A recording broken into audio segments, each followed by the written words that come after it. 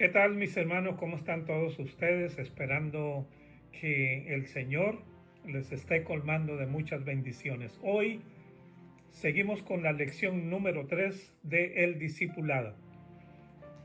En las dos lecciones anteriores hemos aprendido varias enseñanzas y que con el tiempo nos van a permitir empezar una vida verdadera en lo que significa ser discípulo del Mesías. Aprendimos entonces que cuando alguien cree y reconoce que no hay otro medio para ir al Padre sino a través del Yeshua, de Jesús, muchas cosas suceden a la misma vez. Cuando nos convertimos no solo somos salvos, nacidos de nuevo, sino que pasamos del reino de las tinieblas al reino de Dios, al reino de la luz. Colosenses 1:13 nos dice: Él nos ha rescatado del dominio de las tinieblas y nos ha transferido al reino de su Hijo amado. La palabra transferir es definida por el diccionario como trasladar algo o alguien de un lugar a otro. Nosotros, usted y yo, no hemos sido salvos para solamente pertenecer a una denominación o a una iglesia, sino para ser parte del reino del Mesías y para hacer su voluntad. En el reino de las tinieblas, todo el mundo vive como le da la gana.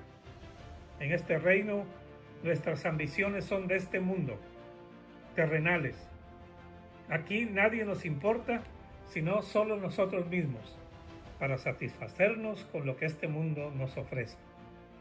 Su príncipe, su gobernador, es Lucifer, y él domina 1/3 de las estrellas del cielo, que incluye también este pequeño planeta llamado Tierra. Su meta, la de Lucifer, es mantenernos alejados del reino de Dios y hará lo imposible para evitar que personas salgan de su reino. Y por eso nos suple con todo tipo de distracciones y prioridades que nos alejan poco a poco del reino del Mesías. Sin embargo, en el reino del Mesías, las cosas son muy diferentes. Aquí no se hace más lo que a mí me da la gana, sino que se hace la voluntad de Yeshua. Y por eso, hermanos, es tan difícil ser un verdadero discípulo. Por un lado, tenemos el príncipe de este mundo que nos ofrece todas estas cosas que nos seducen. Y por otro lado, el Señor nos indica que la cosa no va por ahí, sino en hacer su voluntad. Y entonces nosotros, como sus discípulos, tenemos una tarea que hacer. Por un lado, ya hacer nuestra voluntad no cuenta. Por otro lado, debemos pensar más en los demás que en nosotros mismos. No nos ha transferido el Señor del reino de las tinieblas a su reino solo para seguir viviendo igual, sino para hacer un cambio en nosotros y en los que nos rodean. Nosotros somos sus representantes en este mundo de tinieblas, y nuestra meta es debilitar al enemigo saboteando su reino. ¿Cómo? Ayudando a otros a pasar de las tinieblas a la luz. La pregunta para usted que me escucha hoy es: ¿y cuál voluntad está usted haciendo? ¿Quién lo está dirigiendo? Mateo 4:17 dice: desde aquel momento Yeshua comenzó a proclamar: vuélvanse de sus pecados a Yahweh, a Dios, porque el reino de Yahweh está cerca. ¿Y qué es el pecado? Entonces, el pecado es la independencia, es querer hacer tu voluntad y no la de Dios. Es vivir una vida sin Dios. La lectura para esta lección número 3 del discipulado está en Mateo 7:24. Y dice así: así que todos los que oyen estas palabras mías y actúan por ellas, serán como un hombre prudente que edificó su casa sobre cimiento de roca.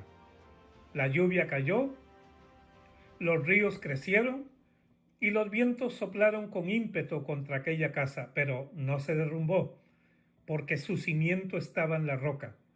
Pero cualquiera que oye estas palabras mías y no las pone por obra, será como un hombre imprudente que edificó su casa sobre arena, la lluvia cayó, los ríos crecieron, el viento sopló con ímpetu contra la casa y se derrumbó.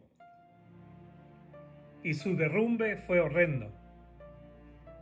Cuando Yeshua terminó de decir estas cosas, la multitud se quedó atónita por la manera como enseñaba, porque no los instruía como los maestros de la Torá, sino como uno que tiene autoridad.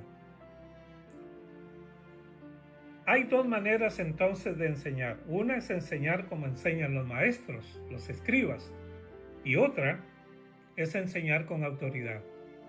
¿Y qué es enseñar como los maestros, como los escribas?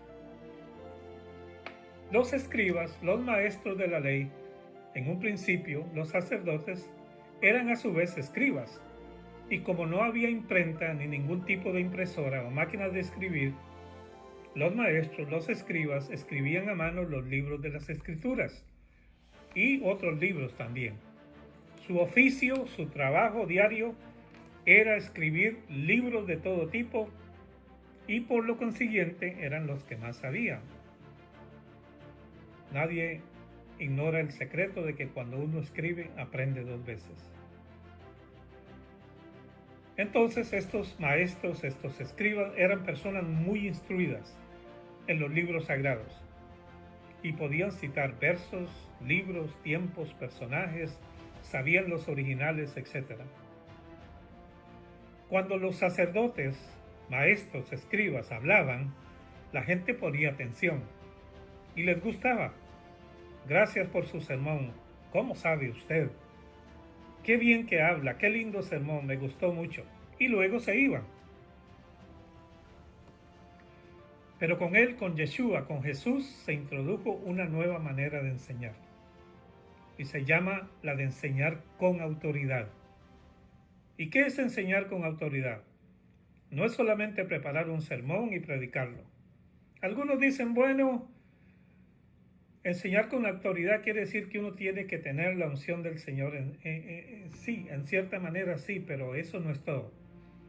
Otros dicen, enseñar con autoridad es saber lo que uno está diciendo. Puede ser. Otros, ¿será practicar lo que uno enseña? Bueno, sí, es parte, pero no es todo. Finalmente, enseñar con autoridad es que las personas hagan lo que uno enseña. Si la gente te dice, pero qué lindo sermón, y no hacen lo que el sermón decía, de nada vale.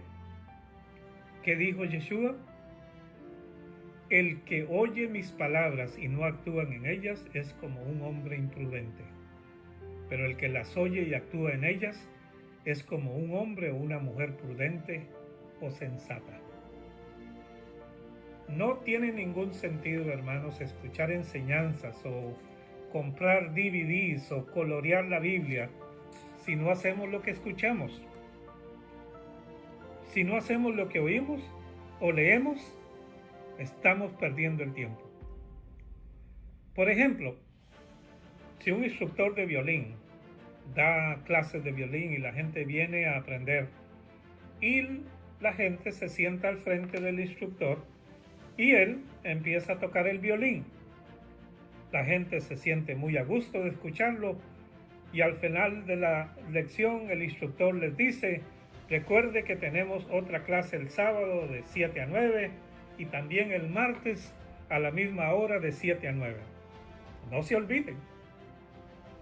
Y llega el sábado y las personas se vuelven a sentar y el instructor vuelve a tocar el violín y así pasa lo mismo el día martes. Miren, todas estas personas que desean aprender a tocar el violín pueden venir a escuchar miles de lecciones del violín por años, pero nunca van a aprender a tocarlo. ¿Por qué? Porque no es el oír o por el oír, sino por el hacer. Tiene cada persona por obligación que sentarse con el instructor, empezar a tocar las teclas y aprender a hacer música. Y así igual con todo. Con el fútbol que todos conocemos, si yo escucho charlas y charlas acerca del fútbol y no toco el balón, nunca voy a aprender a jugarlo. Por eso es que en nuestras denominaciones o en iglesias Hay un fenómeno rarísimo que se llama eterna niñez. Gente que nunca crece.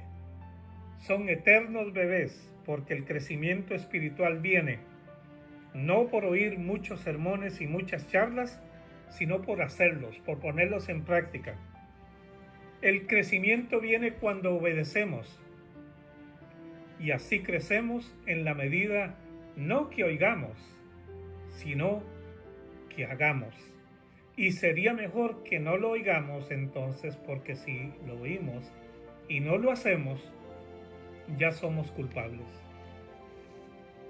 La obediencia es lo que produce madurez espiritual. Por eso Yeshua nunca apeló a que vinieran a oírlo. No, él apeló a la gente a que lo siguieran, a que le obedecieran, a que fueran sus discípulos. Las iglesias de hoy en día usan y promueven el sistema de oír nada más. ¿Se han percatado ustedes cómo están estructurados los muebles de las iglesias? Hay un púlpito con un micrófono y una plataforma, y luego al frente hay un montón de asientos, de bancas, para que la gente se siente. Entonces la gente viene para sentarse y para escuchar. Y cuando termina de escuchar, se va para su casa, para luego volver el próximo día de servicio y volverse a sentar y a escuchar de nuevo. Y así se la pasan todo el año. Es un ambiente de escuchar, no es un ambiente de hacer. Es como si fuera una sala de conferencias, las reuniones o cultos que tenemos hoy en día. Y en cada reunión tiene que haber uno que predique y unos que oigan. Y todos somos víctimas de este sistema. Y ya lo hacemos por costumbre y copiando lo que otros hacen. Pero ¿qué dijo el Señor? No es el oír, sino el hacer. Y Yeshua también dice que si solo escuchamos, estamos ¿qué? Edificando sobre la arena. Santiago capítulo 1 versículo 22 dice: no se engañen ustedes mismos por solo oír lo que la palabra dice, sino háganlo. No basta con anotar, hay que actuar. Yo los invito a que ustedes se pregunten y le pregunten al Señor qué es lo que tienen que hacer. Dígale, Señor, ¿cómo voy a aplicar lo que estoy aprendiendo? ¿Qué tengo que cambiar en mi vida? ¿Qué voy a comenzar a hacer? ¿Y qué voy a dejar de hacer? Propóngase practicar lo que escucha. Pregúntele al Señor, ¿qué quieres que yo haga? Hasta aquí llegaremos hoy con esta lección 3 para continuarla luego. Muchas bendiciones